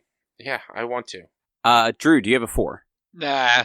Man, you only had 3 things for 2023? I lumped a bunch of albums together. No, otherwise I could go find more albums that came out this year, because I'm sure there's other ones. There definitely are other ones. No, I was just giving you a hard time. So I do have a 4th then. It's another book series. It's The Dandelion Dynasty by Ken Liu. I actually just finished the 4th book, like last week or the week before. I started the series back in May or June. May? Let's go with May. They're incredibly long books. I think it's a 4-book series. It's close to 4,000 pages total. And much like Greenbone Saga, it's about a dynasty. And it's in the name, Dandelion Dynasty. But you follow a family, from the point where, like, the father and mother meet all the way through, like, children and grandchildren and great-grandchildren. And it's just that it's this incredibly detailed world, that it constantly has a conflict going on. Like, the first book is full of, like, rebellion, and then the rebellion leaders basically rebelling against each other. And then, like, as the series moves on, there's peace, and then that peace is interrupted by invaders from another land. And then those invaders basically take over portions of their country. And there's both this war side of it, where the different factions are, like, at war with each other and trying to defeat the other side. And then there's the sort of slice of life side of it, almost, where you see the people that aren't directly involved in the conflict sort of leading their lives still. There's one section in the 3rd book where one of the original main character's children she basically gets involved in a cooking competition that is also a heist, like, plot. And it's so weird and out of left field, but also perfectly fits into the story and leads into a bunch of stuff later on that you're just like, like, all of this was done for a reason, and, like, here is that reason 800 pages later in the next book. Yeah. So, like, it was just, it was fantastic. Like so many little threads kind of created and strung out. Some of the best characters, like, there are characters that you love from the moment you meet them, and, like, characters that you start out like, oh, they're great, and then they just devolve into some of the worst fucking people that you could imagine. But they're so well written and realized that, like, you can't help but admire, like, just what went into creating that character and how many layers they had. And yeah, like, the Dandelion Dynasty is one of those series where I feel like it's not as popular as, like, some other, like Lord of the Rings or, like, the Robin Hobb stuff or Brandon Sanderson. But, like, it should be. Like, it's just that good of a series, and has such a satisfying conclusion that it was just fantastic. Nice. Yeah. I don't recommend that one for you, Rich. No. Honestly, I think you would get bored with it. It's weird. The first book, like, the first, say, 300 pages, it's all over the place. You don't really follow any one person very long, and it's just a lot of politics and world building, and, like, it's not that interesting up front. It's like the back half of that book is where, like, you start narrowing in on people and really focusing on, like, what all of that early stuff meant. And I feel like you would just lose interest in that early part, because just nothing really happens. Yeah. Okay. And they're long. Like I said, like, 4 books, it's almost 4,000 pages. Like, it's a lot of fucking words to get through. But like such a fantastic world and so much lore and development in there. It's nuts. And the guy who wrote it, Ken Liu, like he's a short story writer.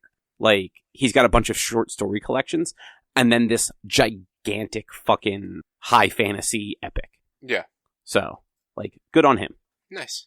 Yeah. Rich, do you have a fifth one? Yeah. I could speak on a fifth one, sort of. The fifth one is kind of more on a personal level about myself in general, and basically more so exploring and being more open about my own personal personality, and sexuality and whatnot. And so if you've actually... I've talked about this on Brose. I've actually talked to a bunch of friends and told a bunch of family, but if you've come to my stream as of within the past 2 to 3 months, you might have seen that I've added the LGBTQIA tag on there, and that I've recently more so come out as like pan-ace and more understanding of me in general, and something that I've felt for a while but never really talked about. And so like, this is just a big step for me, and I just want to be like a little bit more open about it. I'm not making a big deal, doing a whole big coming out thing or anything like that. I've told the people that I felt like I've needed to tell, and now I'm just living my life again. But it's more of a, you know what? I did a thing, or I admitted a thing in a sense, and that's a big deal. So yeah, it's a big deal, and it kind of to me, like it is, but it isn't, because I'm still me. Nothing's changed. It's just now I think I know why I was always too nervous to talk to people, because I had no fucking clue who they were, and I wasn't actually attracted. Yeah, and I don't mean it's a big deal for you to say it. I mean it's a big deal to realize that about yourself. Mm-hmm. Yeah. And it's like I've opened to some people have asked me like, well, just the general questions like how long have you known, whatever. You don't really talk about it. I've kind of known for at least 5-6 years, but I just never really could put a freaking label on it. And maybe I've known even before then, maybe at least 10 years, but I just wasn't really, it's more of like, I don't really care. But it's not that I don't care. It's just, I just don't really know. It's not a big deal. So it's also, it's not a thing you're surrounded by either. So like knowing something like that and knowing how to talk about it, like, are two different things. Yeah. And that's like the other thing, like I might have been more open to talk, like, or not open to talking about it, but maybe I would have known when I was in high school, if I were in high school nowadays, because it's more of a wide open talked about thing, and it's just, I guess, maybe more accepted. Whereas back when we were in high school, it was, oh, you're either gay or bi, and that's about it. Where it's like, oh no, there's like a spectrum of all these different things. And so, yeah. It's more of a personal note on me. Like, gaming wise and other life events haven't necessarily 100% been that great, but personally I have done something, I guess, or I don't know what I'm trying to say, but you know what I'm trying. Yeah, you've realized a thing about yourself fully. Yeah. Which that's just as important as like a game. Yeah, exactly. It's actually more important. So it is. A little bit. I mean, I guess it depends on the game. You did beat your first Monster Hunter this year. Like, I did. Those are probably pretty close if you were to weigh them. Yeah, they're a little close. You've been playing Monster Hunter for like 20 years. Not that long. You know what? Fuck. It's not been 20 years yet. But like close to it, right? It's close. Like mid 2000s, like PSP was like the first ones you played, right? Yeah. I mean, it is celebrating 25 years this year. Yeah, like you're closing in on 20 years of Monster Hunter. Monster Hunter Freedom Unite released on the PSP in 2008. 2008, I was 19. So wow, that was that late? Yeah.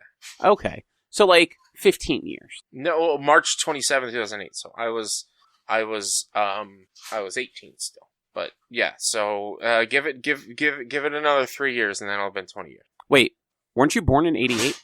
I turned 19 in 2007, so I turned 20 in 2008. So I was okay. 19. Yeah. Sorry, I'm trying to make sure. Like you were born in 88, weren't you? I was going based off. I graduated in 07, and I turned 18. I turned 19 in 07, but I was 18 when I graduated high school. So like I was like, oh, in 2008, I was still 18. I'm dumb. No, you're good. I was just making sure I wasn't getting confused. No, yeah. But Drew, do you have a fifth one? No, I don't. That would be really funny if you're like, actually, yes. Yeah. Fifth one for me. I'm just like a quick one because I actually haven't finished it. Persona 5 Tactica. I've been like dipping back and forth into that one since I started it last month, and I like it a ton. It's got all the tactics stuff that I really enjoy out of like your Fire Emblems, your Final Fantasy Tactics, plus the Persona 5 characters that I adore. And in a way that like the last one that they did, the Persona 5 Strikers, the Musou game, I liked that for the characters. I fucking hated the game though. Like I don't like that button mashy combat that the Musou games are. But like this takes the characters and the story I love and puts it with an actual gameplay that I really enjoy too, and adds its own twist to things that fits into the Persona gameplay. In just it's such a delightful way. Yeah. Like it's not perfect. I like something like this would never be perfect, but it's damn fun, and I'm glad that it's a thing that exists. Nice. Yeah. I guess that is our top 5s and top 3s. I'm gonna give Drew a top 5 though because he did mention 3 albums. 3 albums. So you got 5 either way. Do you have? I know we're not because we're running 2 hours at this point. But like, is there any like major your major letdowns this year, major disappointments this year, or are there any honorable mentions that you want to bring up? Like, one of the reasons I didn't bring up Baldur's Gate is because we also don't have disappointments, and that is in both. That's that's fair. Like I totally get that. Like I can't sit here and say, like, I will say I understand how it won Game of the Year. I understand why people love it so much, but also I have a lot of issues with that game. And so it is both, it is an amazing game, but it is also kind of a disappointment at times. Or a lot. Yeah, no, I completely get that. Just even in the little bit I've played, like I can, and like what you have said since like you've been playing it, like I see that 100%. Drew, do you have anything? That fucking bullshit holding call in the Super Bowl. That was terrible. I forgot that was this year. Yeah. Yeah. Drew didn't. Drew's been fuming about that Never since fucking forget. February. Never forget. Yeah, no, but yeah, that's about it. So I guess honorable mentions, I will say, I actually thought Super Mario movie was way better than it had any right to be. Like, I just want to give that credit. Like, that was actually a delightful movie, and I kind of thought it was going to be garbage. Yeah. I didn't doubt that it was going to be a decent movie, but you're right, it was a lot better than even decent. Like, I thought it was going to be a kids movie, and it was a lot better than even a normal kids movie would be at this time. Yeah.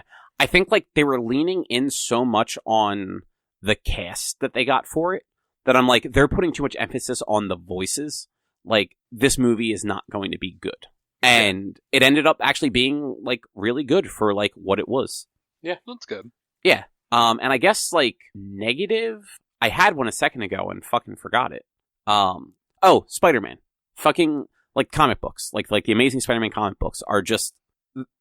They haven't been bad. They've been so fucking inconsistent for, like, the last several years. Like, for every, like, good arc they have, there's, like, 2 ones that are just, like, this is bad. Like, why are you guys even fucking doing this? And how did you have such a good arc 2 issues ago and then transition into this?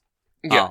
And it's just a bummer because, like, I do like comic books and I like Spider-Man, and I feel like your main Spider-Man book, Amazing Spider-Man with Pete, is just not good anymore, or not consistently good, and like that's a problem when it's your flagship book. Especially when like Marvel has like other books that are both like Spider related and just in general that are leaps and bounds better than it. Like the Miles book is better than it.